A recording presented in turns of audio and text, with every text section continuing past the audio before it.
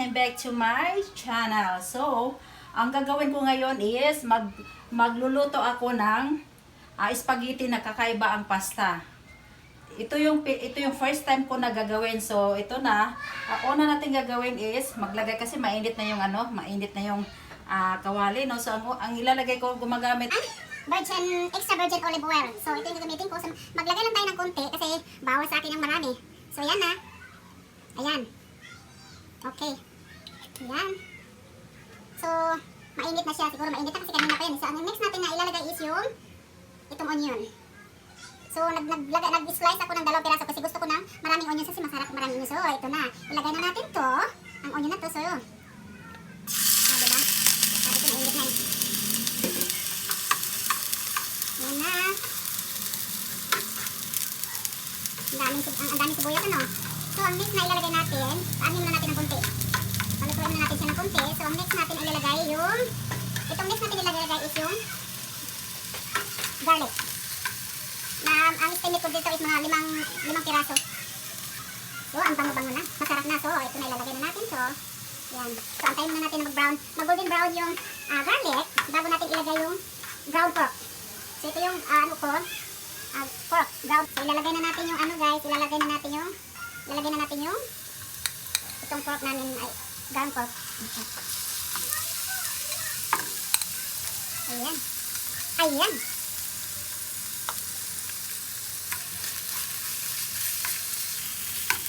Kailangan siya, magiging dry siya. Patuyuin muna natin siya bago natin ilagay yung next na ingredients.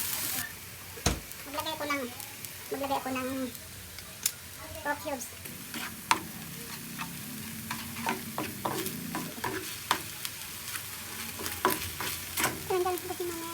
I-add natin dito. So, hindi kasi kasya yung sauce na magbukas ako ng panibago. Itong magbukas ako ng panibago. The same product pero ibang style kasi ito Italian style to. So,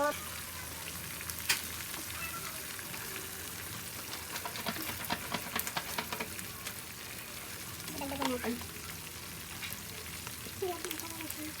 So, ang next natin gagawin is Jolly mushroom. Yan, so i-add natin to.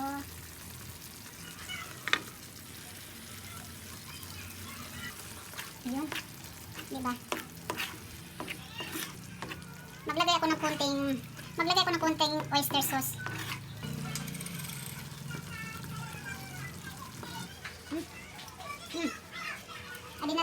Hindi ako nag-add ng salt niyan.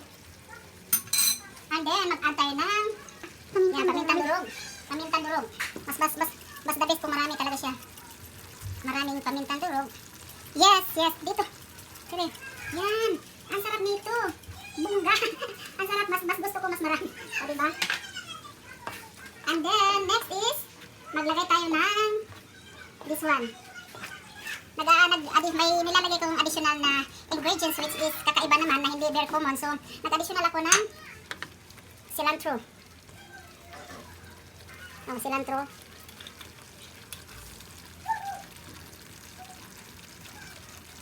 Ayan. Damo na. Walang tipid-tipid sa ingredients. Okay, kasi na. Ayan. Yan ang cilantro. Okay.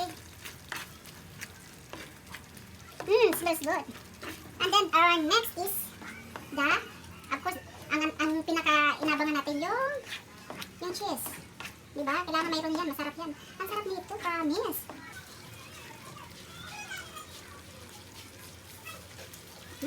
Perfect.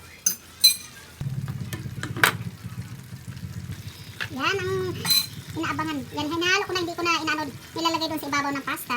Minimix ko na para talaga equal ang equal ang paglagay ng cheese sa spaghetti. Kaya siguro tama na yan. Ayun. Masarap to, promise.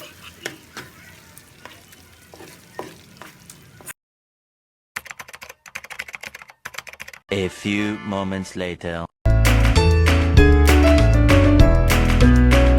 Okay guys, ito na yung finished product ng niluto ko na spaghetti. So, come on. Kain na tayo. Let's eat. Let's eat.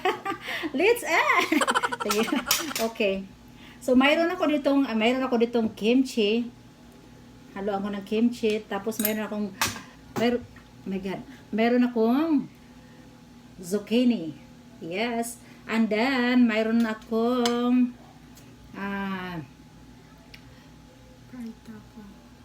fried tofu. Fried tofu! Nilagyan niya ng oyster sauce. Oyster sauce and then pusit. So, tara na, kain na. May kanin kami. So, okay, let's go. Let's eat. And then, mayroon akong dried seaweeds. Yeah. So, tara na, kain na tayo. This product is made from product of Korea. Korea! Sige na, nagugutom na kami. Dali. Tara na, kain na.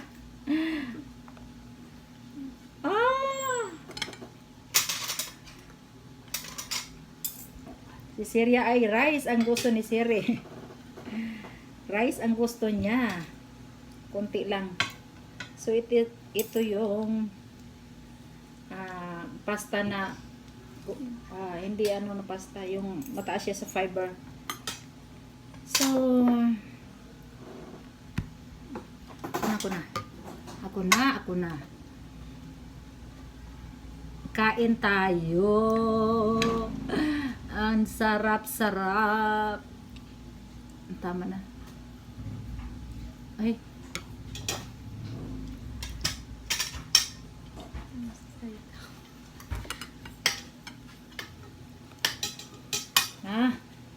Salap.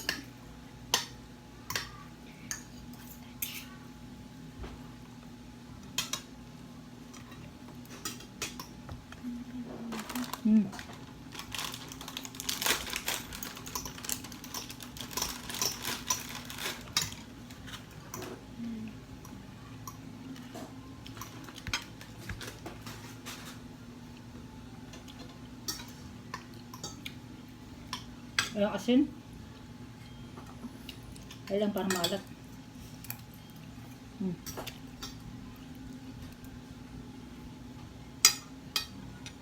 Sarap ng luto ko.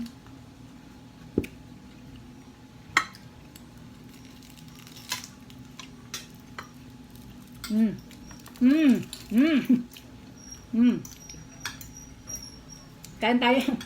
Kain na. Sabay ganun eh. Ano yung ginawa nito?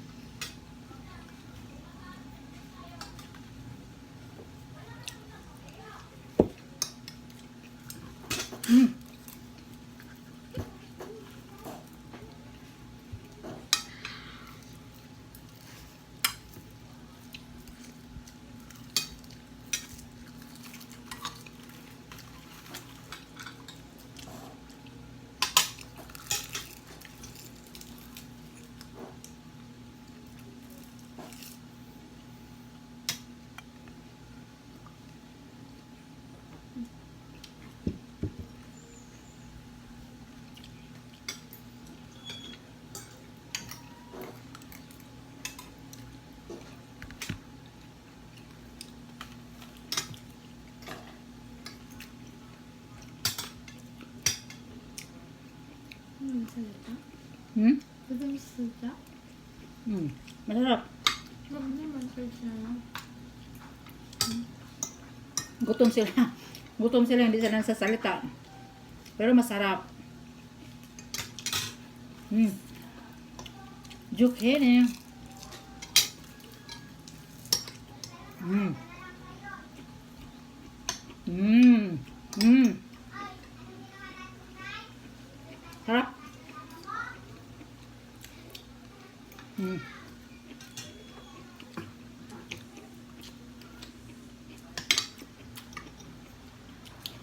Tofu. Mmm.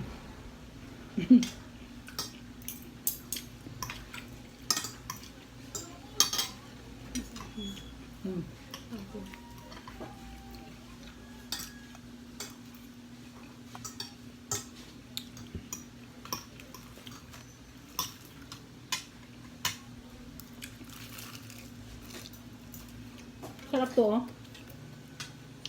Ano ng rice? Ulam na rin eh. Hmm? Hmm.